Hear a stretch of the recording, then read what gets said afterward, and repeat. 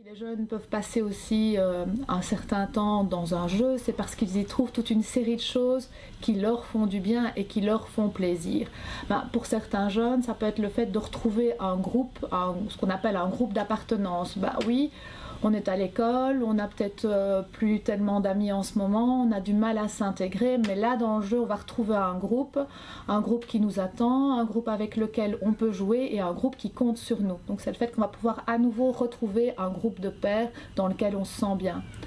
Pour d'autres jeunes, ça va être par exemple des jeunes qui s'ennuient, qui dépriment un petit peu, qui ne savent pas trop quoi faire de leur temps, et pour eux ça va être une façon de lutter un petit peu contre l'ennui, contre la solitude. Pour d'autres jeunes, ça peut être justement aussi le fait de rechercher une certaine sécurité, donc d'être dans un endroit où on se sent protégé, et parce qu'on a du mal à faire face au monde extérieur, là c'est peut-être plus facile parfois d'échanger avec les autres, de parler de soi et de montrer certaines facettes de soi aux autres.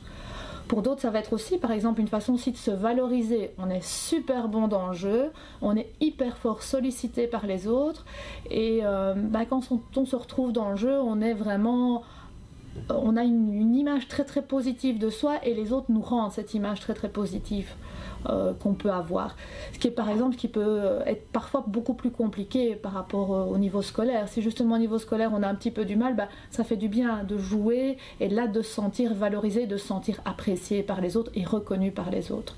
Ce qui devient vraiment, je pense, problématique, c'est quand on en arrive à avoir vraiment un lien de dépendance avec le jeu, c'est-à-dire qu'à un moment donné, on ne sait plus du tout s'en passer, et c'est le temps, le jeu dans lequel on est investi qui va prendre toute la place. C'est-à-dire qu'on n'en a plus grand-chose à faire, que ce soit ni de soi-même, ni de prendre soin de soi, ni de faire attention à ses besoins de base, comme le fait de se nourrir, le fait de dormir, le fait d'aller à l'extérieur, de voir des amis, le fait de s'investir par rapport à son parcours scolaire ou à son parcours professionnel. Donc voilà, je pense que vraiment le moment où ça peut devenir problématique, c'est vraiment le moment où,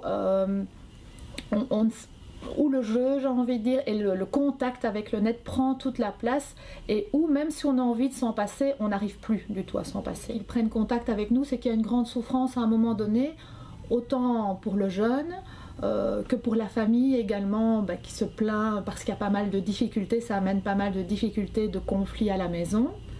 Ce qu'on peut remarquer chez ces jeunes, c'est peut-être déjà un temps important qui est passé donc sur internet, un temps important qui est passé sur le jeu, mais surtout aussi un envahissement aussi des pensées, c'est-à-dire qu'on pense au jeu à d'autres moments de la journée. On peut être à l'école, on pense à ce qu'on va faire sur le jeu, on peut être avec des amis, on pense encore à ce qui va se passer, à où on en est dans le jeu. On remarque aussi un état d'excitation important quand on est face au jeu, une espèce de transe comme ça, parce qu'on a besoin de canaliser toute son attention sur le jeu.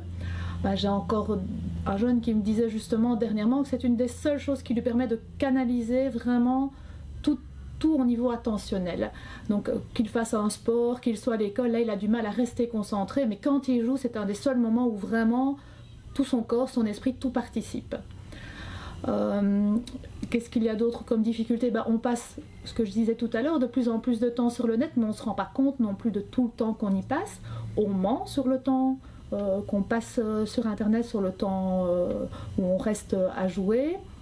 Et puis alors il y a aussi petit à petit, ça peut amener toute une série de difficultés, j'ai envie de dire, par rapport à la sphère sociale et familiale, c'est-à-dire pour certains jeunes, on peut en arriver à un décrochage scolaire, au fait de ne plus participer à certaines activités, de laisser tomber le sport que l'on faisait, laisser tomber le mouvement de jeunesse, on arrive à des conflits, etc. avec la famille. Bien entendu, ce n'est pas parce qu'on est un gros consommateur d'internet et de jeux que d'office on est un consommateur problématique d'internet.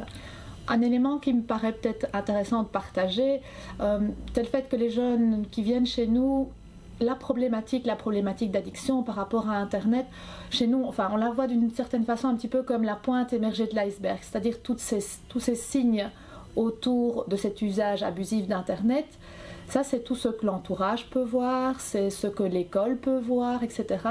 Mais tout ça, j'ai envie de dire, mais ça c'est ce qui est visible, mais par contre on voit donc hein, quand on parle de cette pointe émergée de l'iceberg, on voit en dessous justement toutes les difficultés que ça peut cacher, toutes les souffrances qui peuvent être liées à seulement ce qui est cette petite partie visible qu'on voit quand les gens arrivent chez nous. Alors c'est vrai, qu'est-ce qu'on peut y mettre un petit peu dans tout ce qui est, j'ai envie de dire, en dessous? Ça peut être parfois le fait, par exemple, d'éviter des conflits avec les parents. C'est vrai, quand on se retrouve derrière son PC, ça évite pas mal de conflits avec les parents. Ça peut être aussi pour certains jeunes, parfois de protéger même le parent. On est dans une famille, par exemple, où les parents sont séparés et on n'a pas envie de faire de mal ni à l'un ni à l'autre des parents. Donc le fait de se retrouver tout le temps sur le net, ça implique que le jeune à ce moment-là ne va pas aller vers le parent, ne va pas rentrer en conflit avec le parent, ne va pas donner parfois, ne va pas dire son désaccord. Ça permet aussi de cacher quand on a des difficultés avec les autres, quand on a des difficultés avec ses amis. Ça permet de même pas y penser qu'on a du mal à l'école, qu'on a du mal avec ses amis. Qu'est-ce qu'on peut proposer autant aux familles, autant aux jeunes? La première chose, le fait de venir consulter, c'est le fait de pouvoir parler dans un premier temps de cette difficulté, de reconnaître que ça peut vraiment poser problème, parce que même si pour le jeune, dans un premier temps, ça ne lui pose pas de difficulté, ça pose en tout cas des grosses difficultés au niveau de la famille, et la famille s'inquiète pour son jeune. Donc dans un premier temps, peut-être parfois pouvoir refaire de la place à d'autres espaces, donc c'est-à-dire il est clair que si on diminue, si on est moins souvent sur le PC, qu'est-ce qu'on va pouvoir y mettre à la place? Qu'est-ce qu'on va pouvoir proposer à la place? Pour certains jeunes, ça va être reprendre des activités avec la famille. Parce que par exemple, il y a très très peu d'activités qui peuvent se faire au sein de la famille. Pour d'autres jeunes, ça va être le fait de retrouver un sport. Pour certains, un job pendant les vacances. Parce que par exemple, on joue surtout, pour certains, imaginons, pendant les congés scolaires. Donc le fait de retrouver un job, de s'investir dans quelque chose d'autre, ça va pouvoir les remobiliser à l'extérieur. Pour d'autres jeunes, ça va être parfois plus de travailler le problème un peu plus, le profil un petit peu plus dépressif, parce qu'on est très déprimé, on se sent pas bien. Donc quand on va commencer à aller mieux, ça va être beaucoup plus facile d'à nouveau faire des pas vers l'extérieur et de moins s'enfermer à la maison. Le fait de venir consulter, ça permet aussi de mettre une distance par rapport au jeu. Ça veut dire quoi?